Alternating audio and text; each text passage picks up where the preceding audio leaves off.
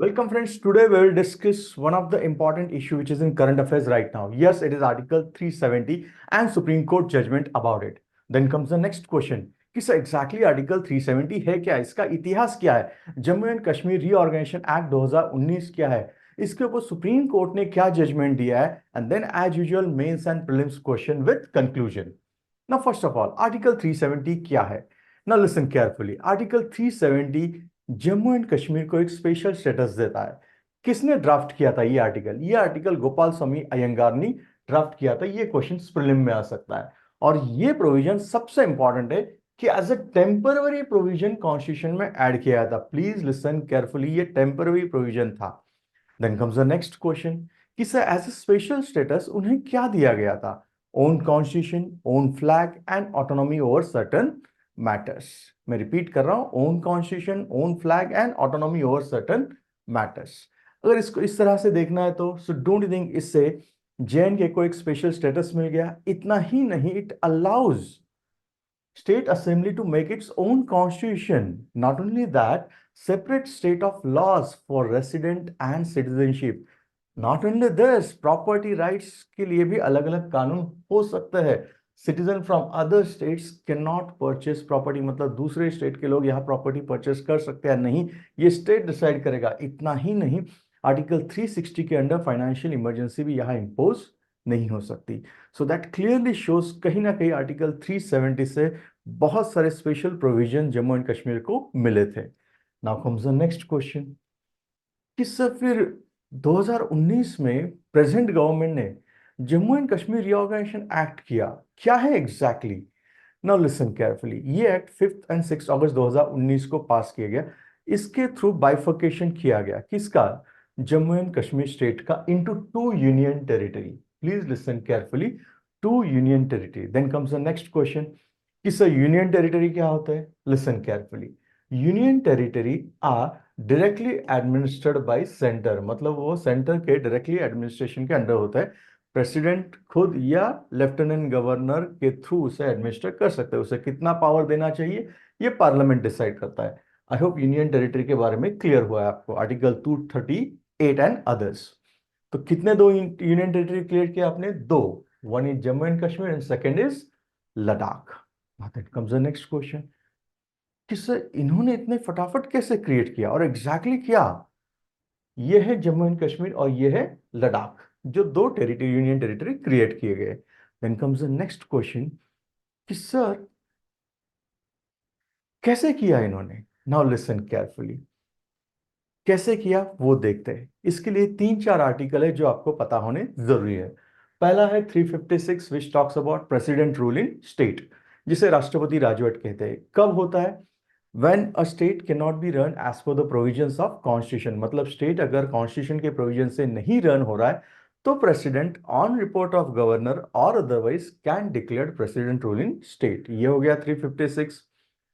357 interpretation regarding different constitutional terms वगैरह. 368 talks about amendment procedure, मतलब constitution में कोई प्रोविजन अगर आपको अमेंड करनी है, मतलब आपको ऐड करनी है, डिलीट करनी है या कुछ उसके साथ चेंजेस करने हैं, तो आपको अमेंडमेंट प्रोसीजर 368 में दिया गया है. And 370 as I discuss it talks about the temporary provisions regarding the state of Jammu and Kashmir. Then comes the next question कि सर इसके ऊपर इतनी बार चर्चा हो चुकी है तो प्रेजेंट सरकार ने कैसे किया इसे, और इसके पहले की सरकार क्यों नहीं कर पाए थे? क्या any reason is behind this? Let us see. Article 370 का एक क्लॉज है, वो ठीक तरह से देखो. जैसे मैंने कहा कि आर्टिकल 370 के थ्रू जम्मू एंड कश्मीर को कुछ स्पेशल प्रोविजंस दिए गए थे. अगर यही आर्टिकल 370 आप ठीक तरह से देखोगे तो यहाँ पे क्लियरली लिखा है, क्लियरली, कि president may by public notification declare that this article shall cease to be operative. मतलब प्रेसिडेंट चाहे तो इस आर्टिकल्स को बोल सकते हैं कि it is cease to be operative. But है बहुत important, but for this recommendation of constituent assembly of the state is required. I repeat, recommendation of constituent assembly, ये वर्ड बहुत इंपॉर्टेंट है. मतलब प्रेसिडेंट अगर कुछ करना चाहता है तो आर्टिकल 370 क्लॉज 3 में क्लियरली कहा है कि आप कर सकते हैं, लेकिन इसके लिए किसकी जिम्मेदारी, किसकी पर रिकमेंडेशन चाहिए आपको? Constituent assembly of the state, और उसके अनुसार आप कर सकते हैं। सो कैन आई सिंपली से यही एक सबसे बड़ा इश्यू आ रहा था। क्यों? Because constituent assembly of the state जो था वो तो पहले डिसॉल्व हो चुका है 1956 के आसपास। Then comes the next question कि अभी कॉन्स्टिट्यूंट असेंबली ही नहीं है तो फिर ये कैसे होगा? तो सबको लगा था कि ये नहीं हो सकता, बट इसके लिए दो कॉन्स्टिट्यूशनल ऑर्डर्स जारी किए गए। कैसे? कि कॉन्स्टिट्यूंट असेंबली के जगह, लिसन केयरफुली, कॉन्स्टिट्यूंट असेंबली के जगह पे आप legislative assembly of the state मानेंगे। आई होप क्लियर हुआ है। मतलब कॉन्स्टिट्यूंट असेंबली के जगह पे आपने क्या कहा? Legislative assembly of the state. Interpretation article 367 का भी यूज किया गया। Not only this, president rule चल रहा था, तो प्रेसिडेंट रूल चलता है तो पावर किसके पास होती है? प्रेसिडेंट के पास। सो उसका यूज करके ऑब्वियसली इसको दो इसमें बाइफर्केट किया गया। ऑब्वियसली पार्लियामेंट के पास पावर है। Yes, under article 3 parliament can create new state और ऑल्टर और change the boundaries of existing state, change कर सकता है। इस तरह से चेंजेस हो गए। Then comes the next question कि इससे एग्जैक्टली हुआ क्या सर? सिर्फ जम्मू कश्मीर रीऑर्गेनाइजेशन बिल की वजह से बहुत सारी प्रोविजंस ऐड हो गई, जैसे कि दो यूनियन टेरिटरी क्रिएट किया आपने, लेफ्टिनेंट गवर्नर वहां पे होंगे, प्रेसिडेंट के गाइडेंस में काम होगा वगैरह वगैरह। देन कम्स द नेक्स्ट कि सर फिर ये कोर्ट में चैलेंज क्यों हुआ? क्योंकि बहुत सारे लोगों का कहना था कि ये जो किया है वो गलत तरीके से हुआ है, एंड दैट्स रीजन कुछ लोगों ने इसे कोर्ट में चैलेंज किया। देन सुप्रीम कोर्ट का एक 5 जजेस का कॉन्स्टिट्यूशनल बेंच बैठा, जिसमें chief justice of India DY Chandrachud थे, जस्टिस संजय किशन कौल थे, justice Sanjiv Khanna, justice Gavai and justice Suryakant थे ना। इन्होंने फाइनली एक लैंडमार्क जजमेंट दे दिया ना। क्या प्रोविजंस है और क्या इश्यूज डिस्कस किए कोर्ट ने, वो एक एक करके डिस्कस करते हैं। नाउ कोर्ट ने सिंपल भाषा में अगर हमें जजमेंट पढ़ना है तो let us discuss in question and answer format, so that आपके लिए काफी सिंपल हो जाएगा। फर्स्ट क्वेश्चन कि whether the provisions of Article 370 are temporary in nature or they are permanent। मतलब 370 में जो प्रोविजंस है वो टेम्पररी है क्या परमानेंट है? तो यहां पे सीजेआई ने क्लियरली कहा कि the provisions are temporary in nature. मतलब पहला मैटर तो क्लियर हो गया कि प्रोविजन टेम्पररी इन नेचर है क्या? यस, वो परमानेंट नहीं है। आई होप क्लियर हुआ है। Recommendation of JNK constituent assembly binding है क्या प्रेसिडेंट के ऊपर? यहां पे क्लियरली कहा है कि बाइंडिंग नहीं है। मैं फिर से रिपीट करता हूं, कॉन्स्टिट्यूंट असेंबली का रिकमेंडेशन प्रेसिडेंट के ऊपर बाइंडिंग नहीं, मतलब प्रेसिडेंट डायरेक्टली भी ऐसे इशू कर सकता है। नॉट ओनली दिस, जैसे कि हमने कहा कि कॉन्स्टिट्यूंट असेंबली तो ऑलरेडी डिसॉल्व हो चुका है, तो यहां पे भी कोर्ट ने क्लियरली कहा कि कॉन्स्टिट्यूंट असेंबली तो एक टेम्पररी बॉडी था, तो क्या अब आप डिसीजन नहीं ले सकते क्या? प्रेसिडेंट डिसीजन ले सकते हैं। यहां पे क्लियरली कहा है कि प्रेसिडेंट डिसीजन ले सकते हैं। वही उन्होंने कहा है when the constituent assembly cease to exist the special condition for article 370 also cease to be exist, but the situation in the state remain and the article continued. इतना ही नहीं, कोर्ट ने यह भी ऑब्जर्व किया है कि आर्टिकल 370 का मेन इंटेंशन क्या रहेगा कि integration with the union of India होना चाहिए, ना कि इंटीग्रेशन को फ्रीज करना। आई होप क्लियर हुआ है। And not only this, the court held that the power under article 370 does not cease after J and K assembly cease to exist. In short, पहले क्वेश्चन का आंसर क्या है कि आर्टिकल 370 टेम्पररी प्रोविजन है क्या? Answer is yes. Constituent assembly की recommendation president के ऊपर बाइंडिंग है क्या? Answer is no. Third, constituent assembly permanent थी क्या? No, temporary. तो अब कॉन्स्टिट्यूंट असेंबली एग्जिट नहीं, मतलब प्रेसिडेंट डिसीजन नहीं ले सकते क्या? नहीं ले सकते। नेक्स्ट, क्या स्टेट को आप एक यूनियन टेरिटरी में कन्वर्ट कर सकते हैं? नाउ लिसन, यहां पे स्टेट को अगर यूनियन टेरिटरी में क्रिएट करना है तो प्रोविजन जो है वो आर्टिकल 3 में है। आर्टिकल 3 क्या कहता है? Please look at the board. Article 3 कहता है कि अगर आपको किसी स्टेट से नया स्टेट क्रिएट करना है, किसी स्टेट का बाउंड्रीज चेंज करना है, अल्टर करना है, या नया स्टेट क्रिएट करना है, तो आपको बिल लाना पड़ेगा। पार्लियामेंट लॉ बना के इसे कर सकते हैं। कैसे? प्रेसिडेंट की प्रायर परमिशन लगती है, प्रेसिडेंट वो बिल कंसर्न स्टेट असेंबली के पास भेजते हैं उनके ओपिनियन के लिए, और वहां से ये बिल जाता है फिर पार्लियामेंट के पास।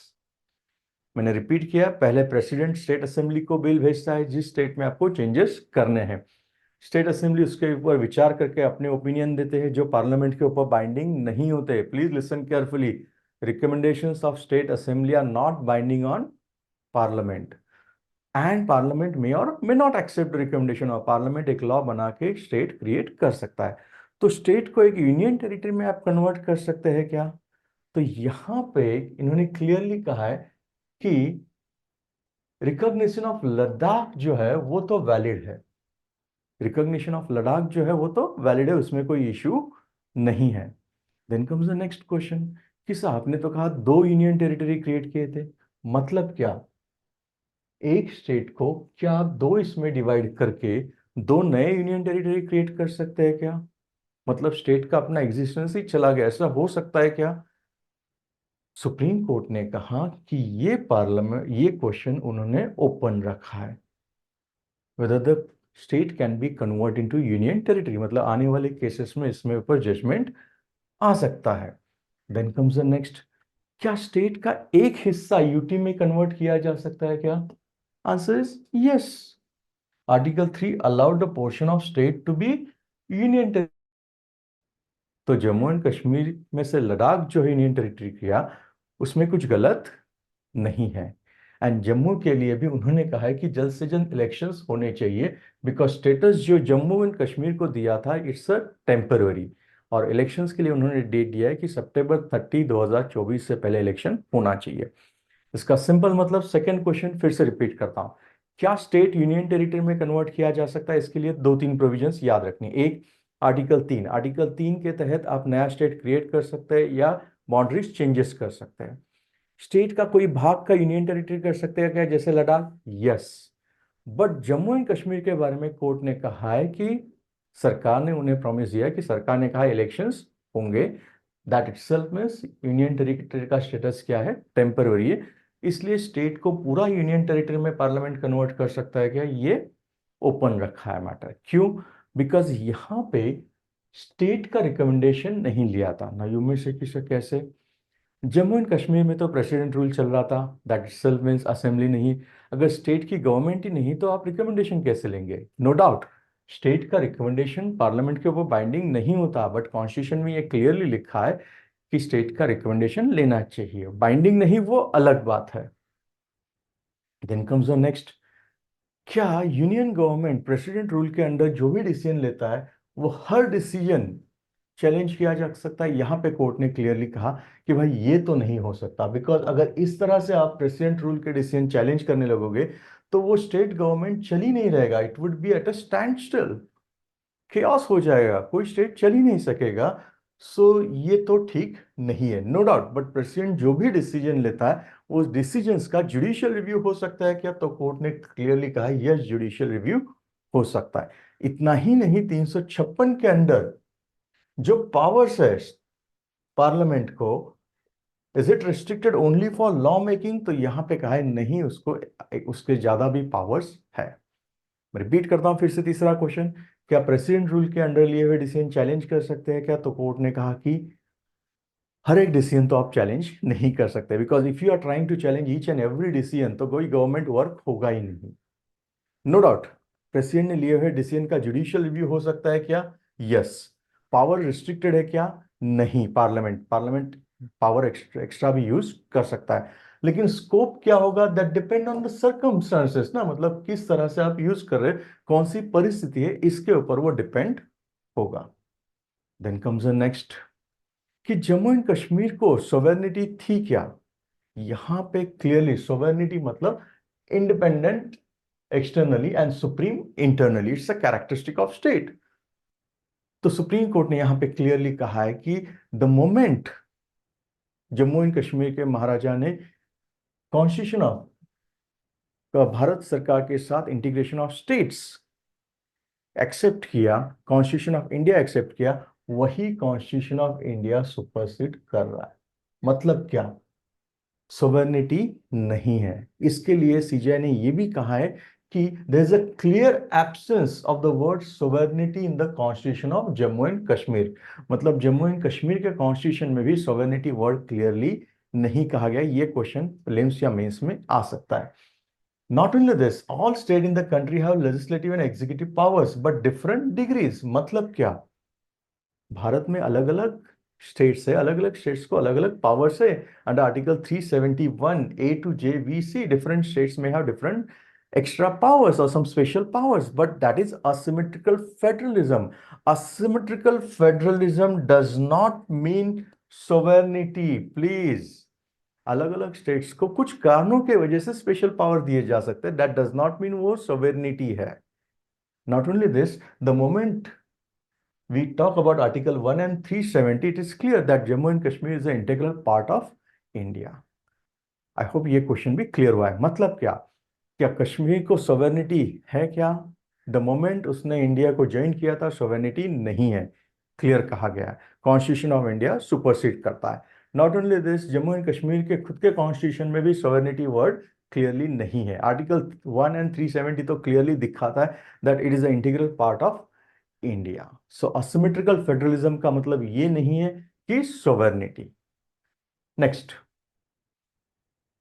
क्या entire constitution of India Jammu and Kashmir को अप्लाई किया जा सकता है under article 371D? Now listen carefully. कुछ लोगों को लगता था कि नहीं। नाउ यहाँ पे सीजेआई ने काफी अच्छे स्टेटमेंट दिए। क्या कि ये जो हम देख रहे हैं, हमें लगता है कि 2019 में जो हुआ है वो अचानक हुआ, एक रात में हुआ, ऐसा कुछ नहीं है। It is a gradual process of constitutional integration. मतलब जम्मू एंड कश्मीर का एक ग्रेजुअल प्रोसेस चल रहा था भारत के साथ इंटीग्रेशन करना। हाँ, 2019 में जो हुआ इसे हम ये कह सकते हैं culmination of the integration process. So can in one go कर सकते हैं इंडियन कॉन्स्टिट्यूशन के सारे प्रोविजन? Answer is yes. इतना ही नहीं, इसके लिए जो भी सेंट्रल गवर्नमेंट का कंकरेंस लिया गया था उसमें कोई मैलाफाइड इंटेंशन कोर्ट ने कहा दिखता नहीं है। एंड स्टेट लेजिस्लेचर के बारे में कोर्ट ने कहा है कि आर्टिकल 3 के अंडर जो परमिशन लगता है वो सिर्फ रिकमेंडेशन होता है, बाइंडिंग नहीं। मतलब क्वेश्चन सिंपल भाषा में अगर करना है तो सारे प्रोविजन भारत के संविधान के लागू कर सकते हैं कि एट वन गो? यस, कर सकते हैं। Next,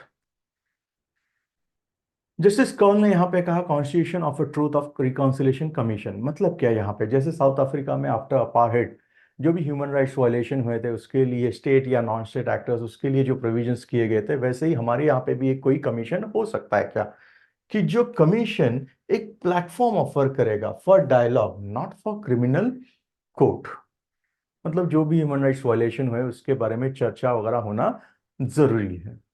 then comes the next question, क्या आर्टिकल 370 367 के थ्रू जो अमेंड किया है क्या ये सही था? 367 के थ्रू यहां पे कोर्ट ने क्लियरली कहा है कि ये ठीक नहीं है। प्लीज लिसन केयरफुली, ये ठीक नहीं है। क्यों? बिकॉज अगर आपको कोई भी अमेंडमेंट करनी है तो उसके लिए एक्चुअल प्रोसीजर दिया गया है आर्टिकल 368 में।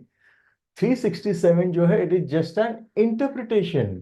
सो आपको 370 में कोई चेंजेस करना है तो उसके लिए तो प्रोविजंस है कॉन्स्टिट्यूशन में। सो कोर्ट ने क्लियरली कहा है ऐसे घुमा फिरा के अगर आप करोगे तो in that case it would be a disastrous. For example in the language of the CGI only, circuits manner would be disastrous. मतलब जिस चीज के लिए प्रोविजन दी गई है उसी प्रोसीजर फॉलो करना ठीक है। cannot be used to amend a provision of the constitution by bypassing specific provision। मतलब जो provisions आपको दी गई है उसी से वो करना जरूरी है। बट यहाँ पे एक बात याद रखना जरूरी है, क्या कि 370 में प्रेसिडेंट ऑर्डर कर सकता है नहीं, इसमें जो इश्यूज थे कोर्ट का मानना था वो तो आप डायरेक्टली भी कर सकते थे, उसके लिए ये सारा करने की जरूरत नहीं थी। Then comes the next question कि जजमेंट का वर्डिक्ट क्या, उसका इंपैक्ट क्या होगा? प्रताप भानु मेहता जो कि एक रिनोन है, उन्होंने कहा कि एक अच्छी बात है कि कोर्ट ने यहाँ पे क्लियरली कहा गया है कि आर्टिकल 367 और सीओ 272 के थ्रू जो भी चीजें कही गई अंडर आर्टिकल 370 आ अल्ट्रा वायरस। मतलब बैकडोर अमेंडमेंट्स नहीं होनी चाहिए। मतलब आगे जाके अगर बैकडोर अमेंडमेंट आप करने की कोशिश करते हैं तो कोर्ट ने कहा है भाई वो तो गलत है, तो ये एक अच्छी बात है, ऐसा प्रताप भानु मेहता का कहना है। वेरस हिंदू का कहना है कि इससे, वर्डिक्ट जो है, it's legitimise the subversion of federal principle and failed to appreciate historical context and undermines the constitutional provisions। मतलब क्या? हिंदू का कहना है कि इनडायरेक्टली अगर इंटरप्रेट करते हैं हम तो, कि फेडरल प्रिंसिपल मतलब क्या? अगर आपको किसी स्टेट्स में से नया स्टेट क्रिएट करना है या यूनियन टेरिटरी क्रिएट करना है, तो कॉन्स्टिट्यूशन में लिखा है क्या कि आप उस स्टेट के साथ रिकमेंडेशन जरूरी होता है? नो डाउट रिकमेंडेशन बाइंडिंग नहीं है, बट आर्टिकल 3 की अगर आपने ये प्रोविजन फॉलो ही नहीं की, तो हो सकता है फ्यूचर में कोई गवर्नमेंट, कोई भी पार्टी की गवर्नमेंट अगर चाहे, से फॉर एग्जांपल वो कल चाहे कि एक्स या वाई स्टेट, किसी स्टेट का नाम नहीं ले रहा हूं, कि एक्स स्टेट को वो डिवाइड करे, अपोजिट पार्टी की है, और उसे डिक्लेयर कर दे कि दो यूनियन टेरिटरी में, तो ये तो फेडरल प्रिंसिपल पे अगेंस्ट जाता है। और federalism is one of the part of the basic features of Indian constitution. I hope clear हुआ है। देन कम्स द नेक्स्ट, कि सर आर्टिकल 370 को हटाने से कोई फायदे हुए क्या? यस, लेट अस सी। सबसे बड़ा फायदा जो दिखता है वो है वॉयलेंस में काफी कमी आ चुकी है। और जब वॉयलेंस कमी होती है, तो आपको एक बात हमेशा पता है कि वॉयलेंस कमी होती है तो बिजनेस बढ़ता है, क्योंकि जहां लॉ एंड ऑर्डर के इशू होते हैं वहां मोस्टली बिजनेस लोकेट नहीं होते। सो वॉयलेंस कम हुआ है क्या? यस, पिछले 4 साल में वॉयलेंस कम हुआ है, इसके नंबर भी दिखते हैं। इंफ्रास्ट्रक्चर में काफी अच्छा डेवलपमेंट हो चुका है। अब अगर इंफ्रास्ट्रक्चर मतलब क्या, ट्रैवल बिजनेस, इसके लिए काफी अच्छा काम किया गया है। अगर इंफ्रा डेवलप होता है तो कश्मीर में नेचुरल क्लाइमेट तो अच्छा ही है, और इंफ्रास्ट्रक्चर का भी साथ आया, लॉ एंड ऑर्डर भी अच्छा हो गया, जिसके वजह से टूरिज्म बढ़ गया। एंड इट इज सेड कि पिछले साल का टूरिज्म 1.6 सीआर से भी ज्यादा था, जो कि highest in last 70 years. Economy भी काफी अच्छा डेवलप कर रहा है। नॉट ओनली दिस, अगर आप देखेंगे कि 70 साल के हिसाब से अगर डेवलपमेंट में, इकोनॉमी डेवलपमेंट में तेजी आ रही है, और अगर इंफ्रास्ट्रक्चर बन रहा है, टूरिज्म के थ्रू भी जॉब क्रिएट हो रहा है, इकोनॉमी डेवलप हो रहा है, इन्वेस्टमेंट भी बढ़ रहा है, इन्वेस्टमेंट बढ़ रहा है, जॉब क्रिएशन और इकोनॉमिक ग्रोथ दिख रही है। नॉट ओनली दिस, ओवरऑल इसमें टैक्स रेवेन्यू में भी ग्रोथ दिख रही है। सो कैन आई सिंपली से आर्टिकल 370 के एब्रोगेशन से काफी हद तक कश्मीर में अच्छी चीजें दिखने लगी है। अगर रिवाइज ही करना है तो वायलेंस कम हो चुका है, ट्रैवल बिजनेस बढ़ चुका है, इंफ्रास्ट्रक्चर अच्छा हो चुका है, टूरिज्म अच्छा होने लगा है, एंड टैक्स रेवेन्यू में भी काफी ग्रोथ दिख रही है। Then comes the next question, उसके नंबर्स भी अगर आपको चाहिए तो वो दिख सकते हैं कि पहले कितने थे और आज कितने हैं। इससे क्लियरली दिखता है काफी हद तक वायलेंस कम हो चुका है। So don't you think, as per prime minister Modi only, अगर हम सुने उनकी बात, तो उन्होंने क्लियरली कहा है, it is a resounding declaration of hope, progress and unity of our sisters and brothers of Jammu and Kashmir. It's a declaration of hope, progress and unity to build a stronger and more united India. I hope ये भी clear हुआ है। Then comes the next, कि mains का question, discuss the changes in the Jammu and Kashmir economy and polity in 2019, after 2019 with examples। ये आपको देना है। एंड प्रीलिम्स के लिए क्वेश्चन होगा कि सियाचिन ग्लेशियर जो है ये कहाँ पे है? ये प्रीलिम्स में आ चुका है। एक, ईस्ट ऑफ अक्साई चीन, दो, ईस्ट ऑफ लेह, तीन, नॉर्थ ऑफ गिलगिट, एंड चार, north of Nubra valley. Now let us do the conclusion part. और अगर कंक्लूजन पार्ट अच्छी तरह से देखना है, तो मैं ये बता सकता हूं कि सुप्रीम कोर्ट ने अगर जो आंसर्स दिए क्वेश्चंस के, ब्रीफ में फटाफट रिवाइज करते हैं। एक, आर्टिकल 370 टेम्पररी प्रोविजन है, यस। लद्दाख को क्रिएट करना यूनियन टेरिटरी सही है, yes. Jammu and Kashmir unitary matter is left open, why? Because it's a temporary provision. Fourth, article 370 की प्रोविजंस एंटायरली लागू किए जा सकते हैं क्या? Yes. Constituent assembly of Jammu and Kashmir permanent था क्या? No, it was temporary. So without उसके रिकमेंडेशन भी प्रेसिडेंट कर सकता है क्या? यस। आई होप ये वीडियो आपको पसंद आएगा। पसंद आया तो लाइक, शेयर एंड सब्सक्राइब करना। Thank you very much.